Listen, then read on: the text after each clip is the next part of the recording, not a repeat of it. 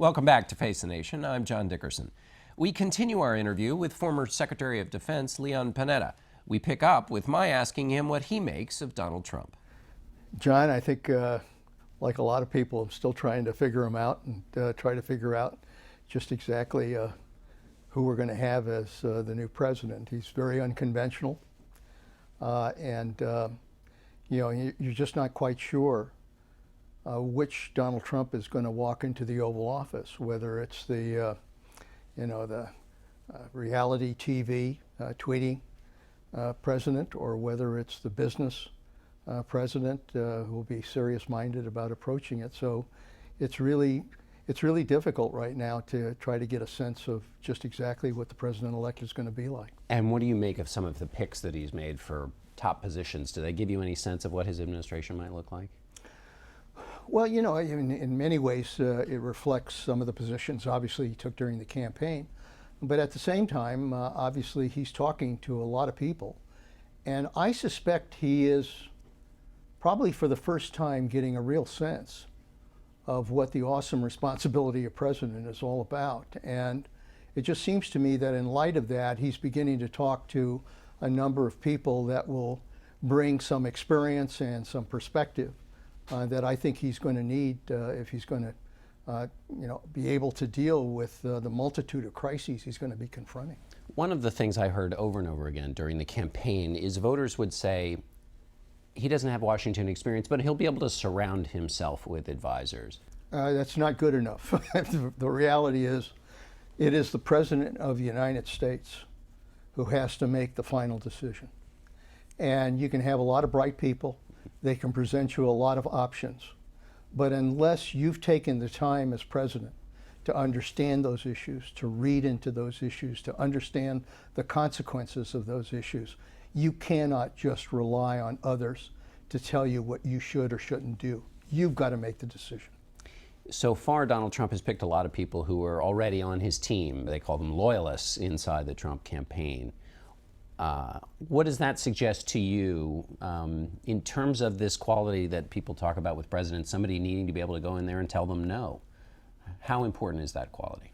Well, there's no question that loyalty is important, but if you're going to be, a top staff assistant to the President of the United States, you've got to be willing to tell him the truth. You've got to be willing to tell him when you think he's wrong. And when he's taking the wrong step. I mean, the biggest problem in the White House that I've experienced is that everybody's trying to figure out what the president wants to hear and then tell the president what he wants to hear. And I suspect that, a big personality like Donald Trump, probably intimidates a lot of people who don't necessarily want to look him in the eye and tell him exactly what he may not want to hear. But I always felt my responsibility as chief of staff was to be the person who walked into the Oval Office and said to the president, you can't do that, or this is wrong, and be able to tell him what you believe is the truth. And if you don't have that, that I think starts a president off on the wrong foot. Speaking of Congress and confirmations, what question should members of Congress ask the director about taking over the CIA now? I think the most important question is to ask whether or not you are willing to provide the most accurate and credible intelligence to the President of the United States, whether he wants to hear it or not. The role of a CIA director is to provide that kind of credible intelligence. That's the whole purpose of providing the so-called presidential daily brief. It's to inform the president of what's taking place in the world. What do we know about the world? What do we know about crises? What do we know about those that are trying to in some way threaten this country? Frankly, one of the concerns I have right now is that this president is not getting his intelligence briefings. He's taken a few of them, but he's not getting them every day. If you're president of the United States, you better be in touch on a daily basis with your intelligence briefers so that you have an understanding as to what's happening in the world, What are the crises you have to pay attention to, and what steps do you have to take in order to deal with those crises? Explain for people why a president couldn't check in with his intelligence briefers every once in a while. It didn't need it every day. It doesn't work that way. You are constantly on the intelligence scale looking at a series of threats that may be out there. Some of them may be credible, some may not be credible. But those threats change on a day-to-day basis with new intelligence, with new sources, with new assets that provide information. Every president I know, and I've worked under 9 presidents, every one has taken their intelligence daily brief, because that sets the agenda for what you have to focus on as President of the United States. The only job you haven't held, it seems, would be Secretary of State, but Donald Trump is looking at a Secretary of State. If you were giving him advice, given all that you know, the 9 presidents you served, people have been discussed, or General Petraeus, Mitt Romney, Rudy Giuliani, assess that field in terms of what you know from your inside experience a Secretary of State has to do. For this president in particular, but it's probably true for every president, no matter how experienced they may be, you want to have a Secretary of State that understands the world, understands the issues that are out there, has the ability to relate to other world leaders, has the ability to be able to implement diplomacy, to engage with others, but most importantly, has the ability to understand how do you, on a diplomatic basis, approach the crises that a President of the United States has to deal with. You need to have a strong Secretary of State, because that person is your ambassador to the world. And without that, you are left without the information and without the ability to make the right decisions that have to be made in a complicated world. We're dealing with a world that's very dangerous right now. Got a lot of flashpoints in this world. You need to have a Secretary of State that understands those flashpoints and understands how to deal with our adversaries, but also how to deal with our allies. Do you think one of those fits that criteria? My sense is that I know he's talking to Mitt Romney. I think Romney would be able to fit that. I think there are others he's talking to that obviously would be able to accomplish that as well. But I think the president needs to understand that if he's going to implement a strong foreign policy, if he's going to take care of our national security, a strong Secretary of State is absolutely essential to your ability to protect this country and to advance our interests in the world. Leon Panetta, thanks so much for being here. Thank you. And we'll be right back with our panel.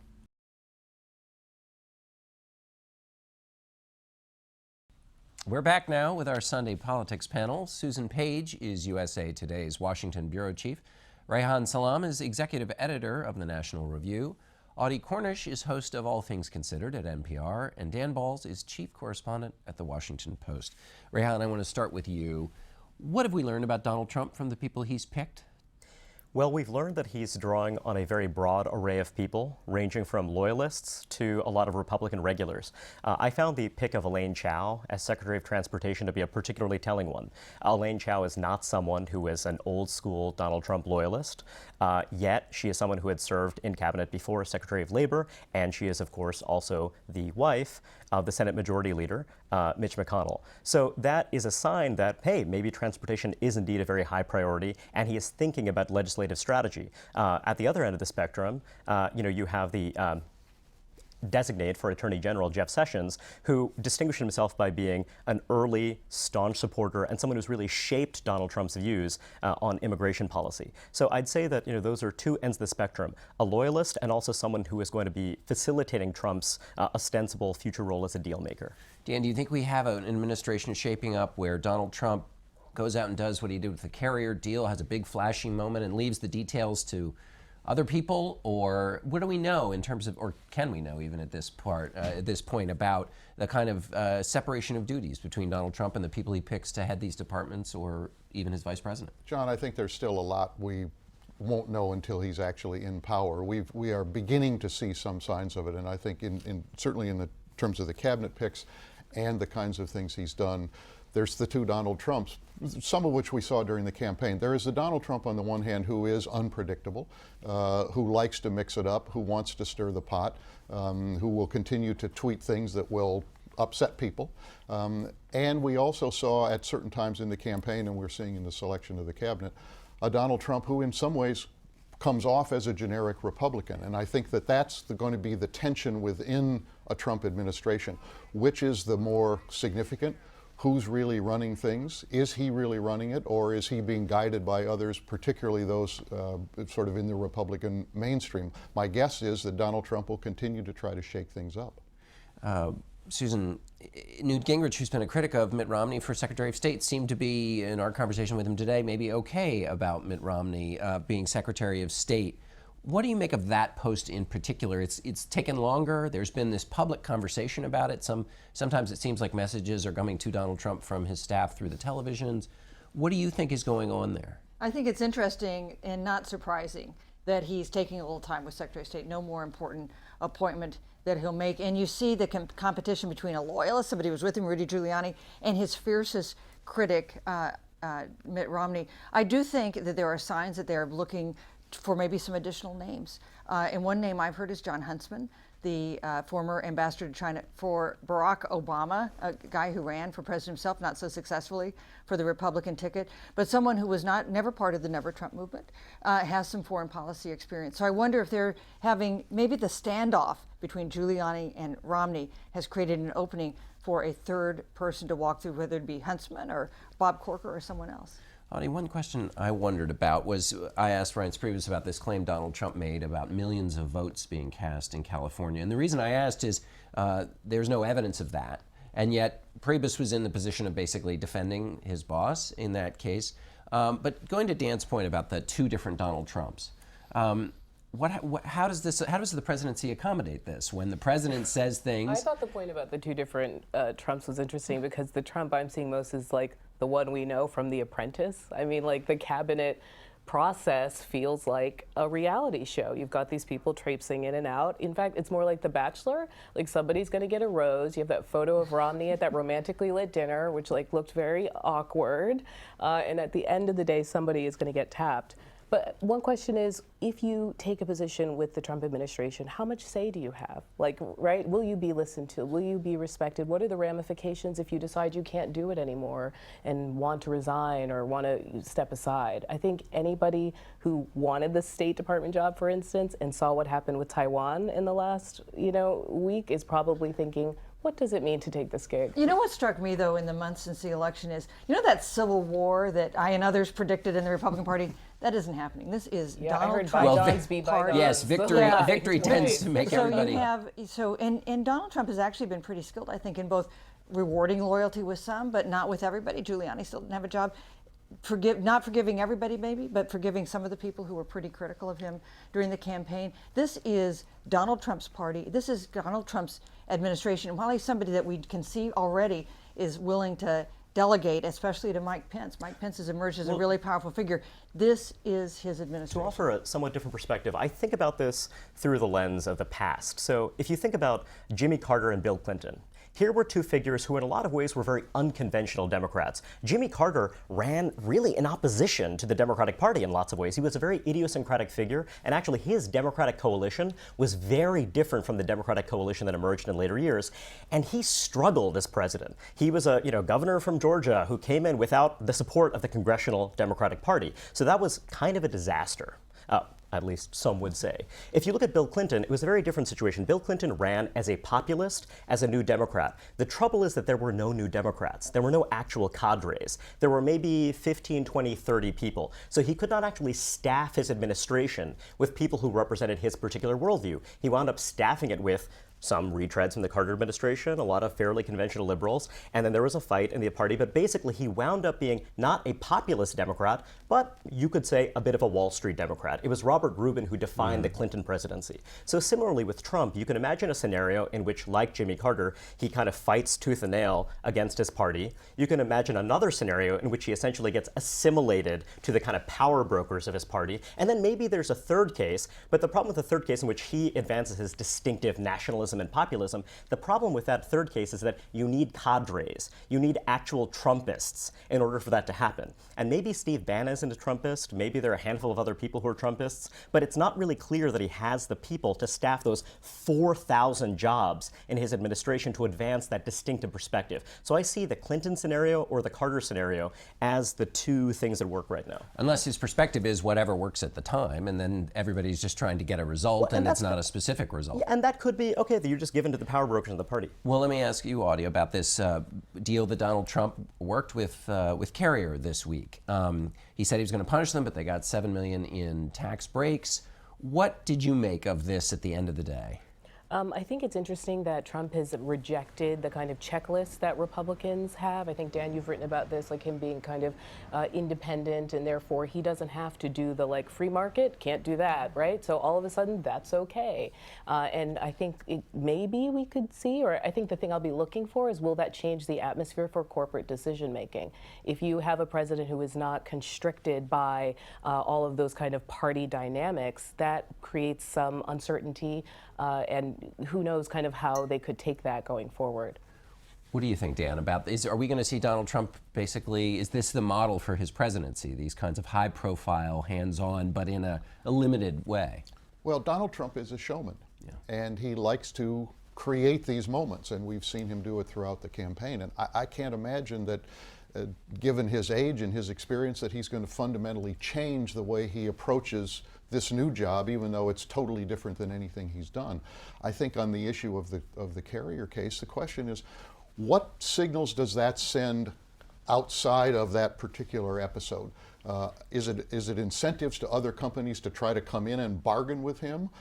Does it create some sense of intimidation that the President of the United States is going to call you out if he sees you doing something that he doesn't like? I think that everybody is going to be making judgments based on a handful of symbolic but real things that he does early on in his tenure, and they will begin to calibrate how they deal with him from there. It's fascinating to see the opposition, because on the one hand you have Larry Summers, very prominent Democrat, who's saying that, hey, this isn't the rule of law, this isn't free market. And of course he never mentions that people said the same thing about the auto bailout, right?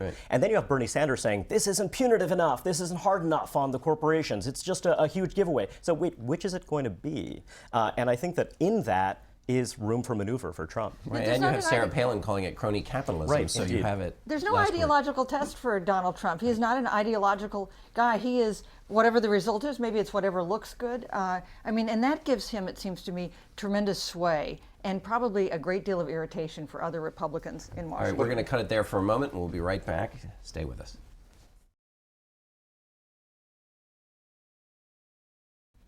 And we're back now with more from our politics panel. Audie, I want to ask you about Nancy Pelosi was here, the Democratic leader, reelected as a Democratic leader. She said she respects the office of the presidency. A lot of Democrats I talk to they say not my president. They want a tougher fighting against Donald Trump. How do you think that gets worked out? I think that's why she is back as leader, right? I mean, basically, there are lawmakers in that caucus who said, we want somebody who is prepared to do the legislative battling we need to run defense for the next 2 years, and she knows how to do that. I know that that was looked at purely through the lens of elections and what does this mean for the whole party going forward, but I actually think some of that was about just what is our defense going to be against this unified Republican government and therefore Donald Trump.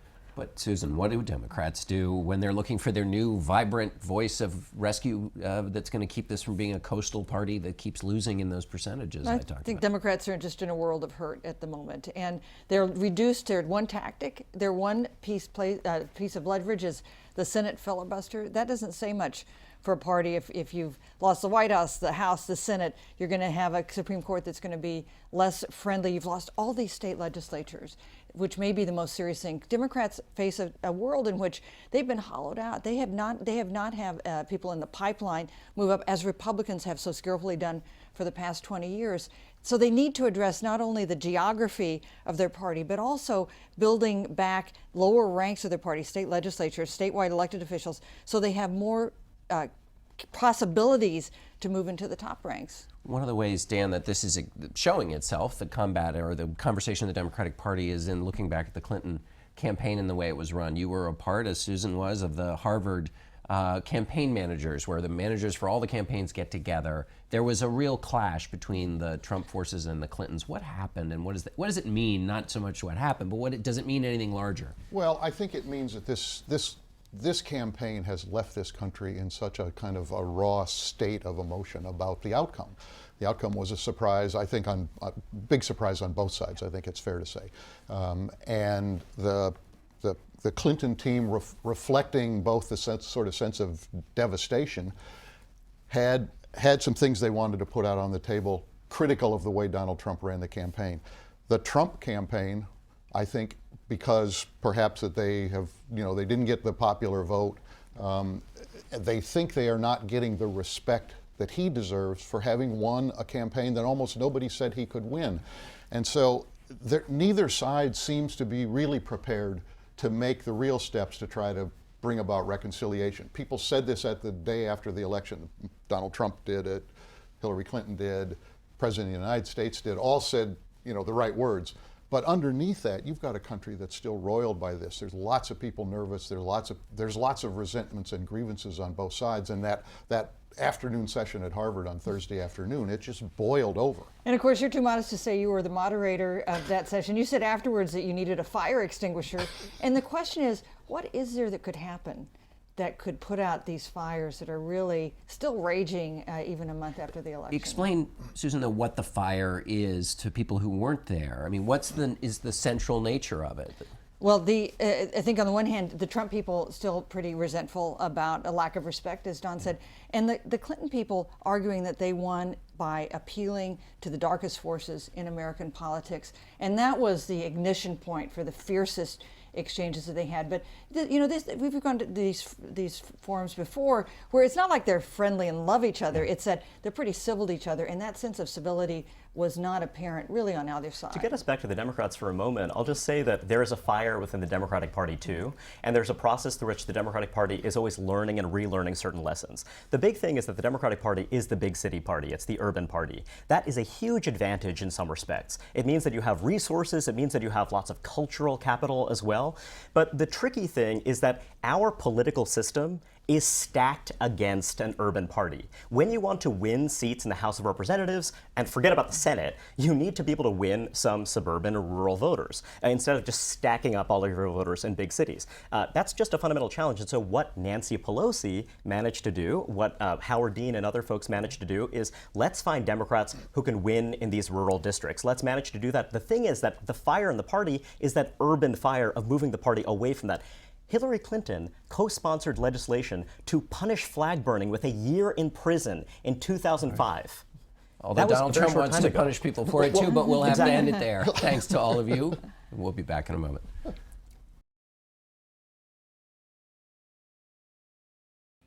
That's it for us. Until next week, for Face the Nation, I'm John Dickerson.